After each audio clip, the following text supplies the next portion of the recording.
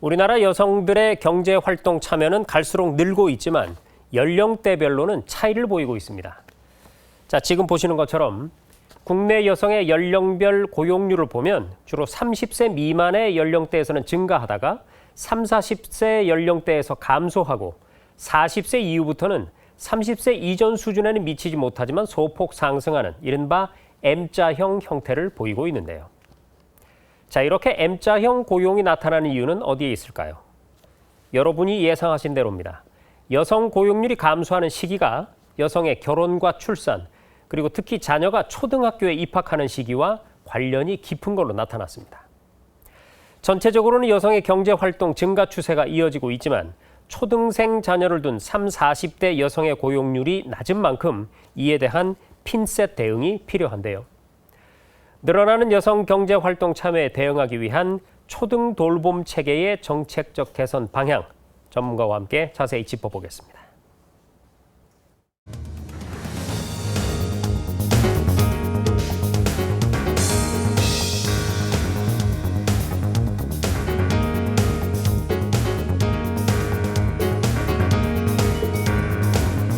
네, 오늘 저희 뉴스룸에 한성민 KDI 공공경제연구부 연구위원 초대했습니다. 위원님 어서 오십시오. 안녕하세요.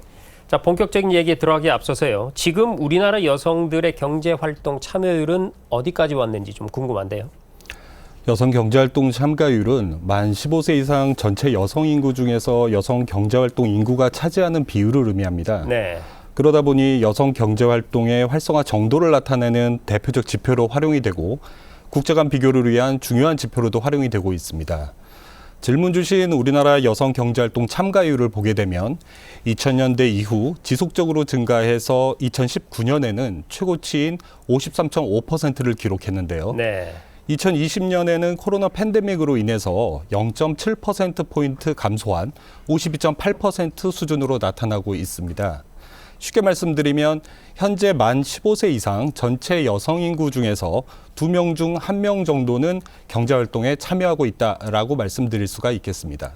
네, 지금 화면상으로 그래프를 보니까 확연하게 올라가는 게 눈에 띄는데 말씀해 주신 것처럼 이렇게 여성의 경제활동 참여는 갈수록 늘고 있지만 앞서도 제가 간단하게 브리핑해 드렸듯이 연령대별로 보면 큰 차이가 나는 걸로 그렇게 돼 있습니다. 그 이유를 좀 자세히 분석을 해 주시죠.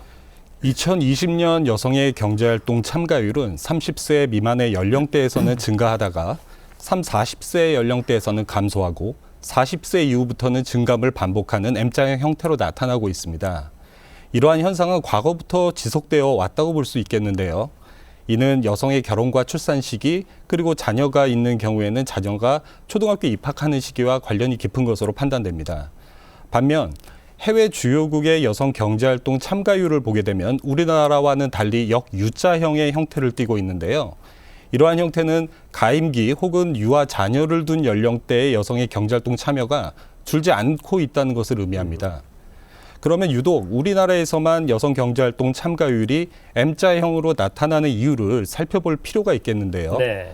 이는 여성의 경제활동에 대한 사회적 인식의 차이 또는 노동시장에서의 고용 정책의 차이 혹은 자녀를 둔 부모들에 대한 정부의 돌봄 정책의 차이에서 비롯되었을 수 있습니다. 이 중에서 돌봄 정책을 살펴보면 우리나라 경우에는 돌봄 정책이 영유아 중심으로 설계되어 있다 보니까 초등 돌봄 정책이 상대적으로 많지 않은 상황입니다. 그러다 보니 초등학생 자녀를 둔 여성들이 경제활동을 계속하기에는 조금 어려움이 있다고 생각이 되고 이로 인해서 M자형, 즉 30, 40세 연령대의 여성 경제활동 참가율이 낮아지는 것으로 판단됩니다. 네. 지금 여성 경제활동 참여율과 돌봄 정책의 상관관계에 대해 설명을 해 주셨는데요. 아시다시피 코로나19 상황이 지속이 되고 있다 보니까 지금 여러 학부모들이 이 부분에 특히 관심이 많을 것 같습니다. 자, 우리나라의 지금 대표적인 돌봄 서비스로 초등 돌봄 교실이라는 게 있고 그리고 또 방과 후 학교를 떠올릴 수가 있는데 말이죠. 먼저 이 두 가지가 어떻게 다른 건가요? 우리나라에서 대표적인 초등학생을 위한 돌봄 서비스로는 말씀하신 대로 방과 후 학교와 초등 돌봄 교실이 있습니다. 네. 하지만 현재는 코로나 상황으로 인해서 방과 후 학교 운영이 중단된 곳이 많은 상황입니다. 우선 방과 후 학교는 학생과 학부모의 선택에 의한 자율적 참여를 기반으로 운영되기 때문에 기본적으로 모든 학생이 신청하고 참여할 수 있습니다. 반면 초등돌봄 교실은 일정 자격 요건이 필요한데 저소득층 한부모 가정 혹은 맞벌이 가구의 자녀들 중에서 돌봄이 필요한 학생들만이 신청하고 참여할 수 있습니다. 즉 서비스 이용 대상의 차이가 있다고 말씀드릴 수가 있는데 이에 더해서 정책 목표를 살펴보면 방과 후 학교는 교육 격차 해소와 사교육비 경감, 초등돌봄 교실은 모든 아이가 행복한 돌봄 서비스를 받는 것에 목표를 두고 있습니다. 그러다 보니 초등돌봄 교실은 돌봄 위주, 방과 후 학교는 학습 위주로 운영되는 측면이 강합니다. 이 외에도 운영에 있어서도 일부 차이가 있습니다만 가장 큰 부분은 이 두 가지로 볼 수 있습니다.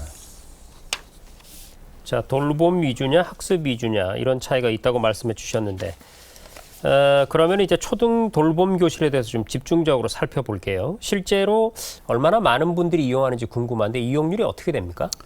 초등돌봄 교실 참여 학생 수는 2010년 10만 명 정도에서 2019년에 29만 명 정도로 늘어났습니다. 이는 전국 초등학생 수가 270만 명인 점을 감안하면 약 10% 수준으로 볼 수 있겠는데요. 네.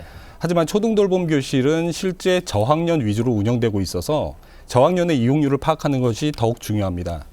초등학교 1학년, 2학년의 실제 이용률을 살펴보면 이보다는 높은 24% 정도 수준으로 나타나고 있는데 이마저도 높은 수치는 아니라고 볼 수 있겠습니다. 그러면 초등돌봄 교실을 이용하지 않는 학생들은 방과 후 시간을 어떻게 보내는지도 살펴볼 필요가 있겠는데요. 네, 지금 저 화면에 나가고 있네요. 네. 방과 후 학교 경우에는 2019년 기준으로 57% 정도의 학생들이 이용하는 것으로 조사되었습니다. 네. 그러면 전체적으로는 대략 70% 정도의 학생들이 돌봄 서비스를 이용하고 있다고 생각할 수 있어서 양쪽으로 문제가 없어 보이기도 합니다. 그런데 여기서 우리가 조금 더 중요하게 봐야 할 점은 네. 이러한 돌봄 서비스를 방과 후 시간 내내 이용을 하느냐는 것입니다. 이를 보기 위해서 시간대별 방과 후 시간 이용 장소에 대해서 살펴봤는데 초등학교 1학년의 57%, 2학년의 66% 정도는 방과 직후에 초등돌봄 교실과 방과 후 학교를 이용하는 것으로 나타났습니다. 하지만 시간이 지날수록 돌봄 서비스 이용률은 계속 감소해서 오후 4시에는 초등학교 1학년 경우에는 15% 수준까지 감소했고 초등학교 2학년은 18% 수준까지 감소했습니다. 결국 시간이 지남에 따라서 이러한 돌봄 서비스 이용률은 감소했고 이러한 감소는 학원 이용 비율이 증가로 나타났습니다. 결론적으로 저학년 학생들의 경우에는 학교가 끝난 후에 초등돌봄 교실이나 방과 후 학교를 한 2시간 정도만 이용하고 이후 시간에는 학원으로 가서 사교육을 받는 것으로 유추해 볼 수 있겠습니다. 네. 자, 지금 이제 자세한 설명을 들어보니까 초등돌봄 교실의 이용률이 낮아지고 또 시간이 지남에 따라서 사교육의 이용률이 높아진다. 이런 현상을 볼 수가 있는데 그 이유는 뭐고 또 해결책을 위한 이 정책적 방안은 어떤 게 있을까요? 초등돌봄 교실 이용률이 낮은 이유는 돌봄 수요에 맞는 공급이 부족하기 때문일 수 있습니다. 정부의 초등돌봄 교실 확대 정책에도 불구하고 여전히 공급이 부족한 상황입니다. 아직까지도 추업모인 경우에는 자녀를 맡길 데가 없어서 어려움을 겪고 있고 이들 중에서는 결국 경제활동을 포기하는 경우들도 많이 생기고 있습니다. 따라서 돌봄 수요를 면밀히 파악하면서 그에 맞는 공급 대책을 강구할 필요가 있다고 생각합니다. 네. 그리고 학생들이 사교육으로 이동하는 것은 교육 수요자, 즉 학생에 맞는 프로그램이 제공되지 않기 때문일 수 있습니다. 학부모와 학생들 입장에서는 돌봄뿐만 아니라 학습도 중요할 텐데 그에 맞는 프로그램이 부족한 현실입니다. 제가 진행한 연구에서는 방과 후 학교 이용 경험이 없다고 응답한 학부모 2명 중 1명은 사교육을 받기 위해서 방과 후 학교를 이용하지 않았다라고 응답한 바 있습니다. 결국 이런 부분들은 프로그램의 질과 관계되는 부분인데요. 학부모나 학생들을 방과 후에 학교 안으로 다시 돌아오게 하는 방법은 돌봄 서비스의 질을 높이는 수밖에 없어 보입니다. 네, 그러니까 사실은 초등학생 정도 되면 그 이전에 사실 영유아 시절에는 뭐 돌봄이나 보육이 위주가 된다고 하겠지만 학부모들 입장에서는 아이가 초등학생 정도면 사실 돌봄 정도로 그치지 말고 뭔가를 좀 배우는 그 학습의 욕구가 있다는 것이죠. 그런 부분들을 잘 좀 해결을 해줘야 될 것 같고. 자, 그러면은요, 혹시 이 초등 돌봄 서비스가 실제로 학부모들의 양육 부담을 줄여주는데 어느 정도 영향이 있을까? 이것도 궁금하거든요. 조사된 게 있나요? 네. 양육 부담 완화와 관련해서 돌봄 서비스 참여가 여성 경제 활동과 사교육 부담에 어느 정도 영향을 미치는지를 살펴봤는데요. 네. 자녀가 초등돌봄 교실을 이용하는 경우에는 여성의 근로 참여 확률이 미이용자에 비해서 7.8%포인트 정도 높게 나타났고, 여성의 평균 근로시간도 주당 4.7시간 정도 증가했습니다. 사교육에 참여할 확률은 초등돌봄 교실 이용자는 미이용자에 비해 8.5%포인트 감소하고, 사교육 비용도 월 3.8만 원 정도 감소하는 것으로 나타났습니다. 네.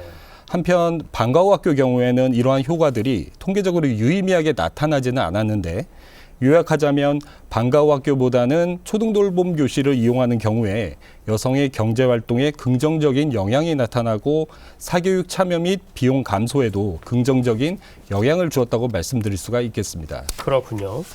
자, 그리고 최근에는 위원님 이런 얘기도 나옵니다. 이 초등학교의 정규 수업 시수를 늘려서 돌봄 공백을 해소하는 건 어떻겠느냐, 이런 의견이 나오고 있는데, 이 경우는 어떤 점들을 좀 우리가 면밀히 살펴볼 필요가 있을까요? 네. 이러한 논의 배경은 해외 주요국들에 비해 우리나라의 초등학교 정규 수업 시수가 적기 때문에 학생들이 마땅히 방과후 시간을 보낼 장소가 부족해서 결국 사교육에 의존할 수밖에 없는 구조라는 데서 출발을 했습니다. 네. 실제 OECD 가입국의 정규 수업 시수를 비교하면 대부분 국가의 초등학교 정규 수업 시수는 한국보다 많은 상황입니다. 이러한 상황에서 부족한 정규 수업 시수를 늘려서 학교 돌봄 기능을 강화하고 방과후에는 공적 돌봄 서비스를 이용하게 한다면 돌봄 서비스 부족 문제를 해결하는 것에 더해서 교육 증가로 인한 사교육 이용 감소도 가능하다라는 의견들이 있는 상황입니다. 그런데 만약 현재 12시 혹은 1시까지의 정규 수업이 3시까지 연장이 된다면 네. 학부모들의 방과후 장소 선택이 어떻게 될지에 대해서 한번 연구를 해봤는데요. 이러한 경우에는 학부모들이 방과 후에 자녀를 공적 돌봄 서비스보다는 학원에 보내겠다는 경향이 강하게 나타났습니다. 이는 학부모의 부담에는 큰 변화가 없을 수 있다는 점에 더해서 학부모들이 돌봄뿐만 아니라 학습도 중요하게 여기고 있다는 점을 주목할 필요가 있어 보입니다. 그렇다고 정규 수업 시수를 늘려서는 안 된다는 말씀은 아니고요. 결국 학부모의 선택을 학교 안으로 유인하기 위해서는 초등돌봄 서비스의 질을 획기적으로 높이는 게 중요하다는 점을 다시 한번 말씀드리고 싶습니다. 그렇네요. 그리고 정규 수업 시수를 늘리더라도 돌봄 서비스와의 어떤 그 연계, 이런 부분도 고려를 해야 될 것 같고, 자, 지금까지 살펴본 것처럼 이제 돌봄 서비스가 부족하게 되면 여성의 경제 활동률이 낮아지고 또 사교육을 증가시키는 또 부수적인 문제도 발생을 하지 않습니까? 이 적정 수준의 돌봄 서비스가 또 제공된다거나 아니면 정규 수업 시수를 좀 늘리는 이런 방안들이 이 문제를 어느 정도 해결할 수 있다고 보세요? 기대 효과를 좀 말씀해 주시죠. 네. 앞서 말씀드린 것처럼 여성 경제활동에 영향을 미치는 요인은 다양하다고 할 수 있겠습니다. 다만 40세 연령대에서 여성 경제활동 참가율이 줄어드는 현상은 초등돌봄 정책과 연관이 높은 것으로 판단이 됩니다. 따라서 적정 수준의 돌봄 서비스가 제공이 된다면 이를 완화하는 데 일정 부분 역할을 할 수 있을 것으로 보이고요. 네.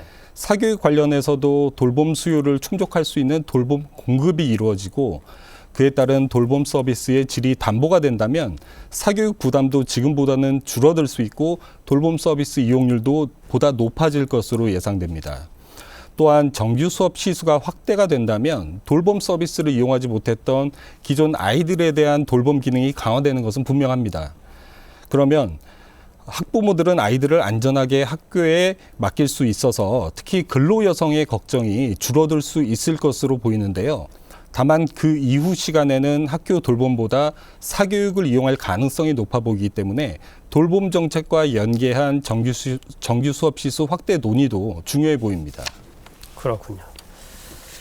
자, 앞으로 이제 여성들의 이 경제 활동 증가에 대응하기 위해서 초등 돌봄 체계를 잘 개선해 나가야 될 텐데 어떤 정책적 과제들이 있을지 마무리 말씀 부탁드립니다.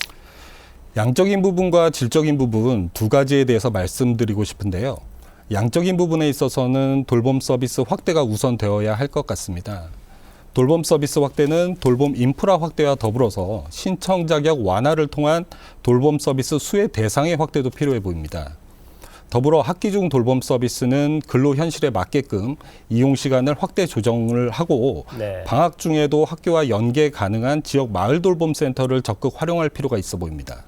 다만 학령 인구가 줄어드는 현실을 감안해서 면밀하게 돌봄 수요를 파악한 후에 운영 방식을 개편할 필요가 있다고 생각됩니다. 질적인 부분에 있어서는 결국 학부모나 학생을 학교 안 돌봄 서비스 시장으로 어떻게 유인할 수 있느냐는 것인데요. 만약 돌봄 서비스에서 제공되는 프로그램 수준이 사교육에서 제공되는 수준과 유사하다면 학부모들은 과연 어떠한 선택을 할지 한번 고민해 볼 필요가 있을 것 같습니다. 그때는 이제 가성비를 따지겠죠. 네. 그래서 돌봄도 중요하지만 학습도 아이들에게는 중요하기 때문에 질 높은 학습 관련한 프로그램 제공도 필요해 보입니다. 그렇다고 입시 중심의, 즉 국영수 중심의 학습을 강화해서는 안 될 것이고요. 그렇죠. 미래 교육 방향에 맞게끔 AI 교육, 코딩 교육, 사고력 강화를 위한 교육 등이 제공될 필요가 있어 보입니다. 네. 오늘 이제 위원님 말씀을 들어보니까 여성 경제 활동에 부응하고 또 사교육 방지를 위해서 어떻게든 이 방과 후에 또 아이들을 학교 안으로 인입을 시켜야 되는데 그러기 위해서는 이 돌봄 서비스의 양적인 확대뿐만이 아니고 학습과 연계된 어떤 그런 질적인 그런 향상을 꾀하는 것이 꼭 필요하다. 이렇게 정리를 해볼 수가 있겠네요. 잘 들었습니다. 지금까지 한국개발연구원의 한성민 연구위원과 얘기 나눴습니다. 오늘 말씀 고맙습니다. 감사합니다.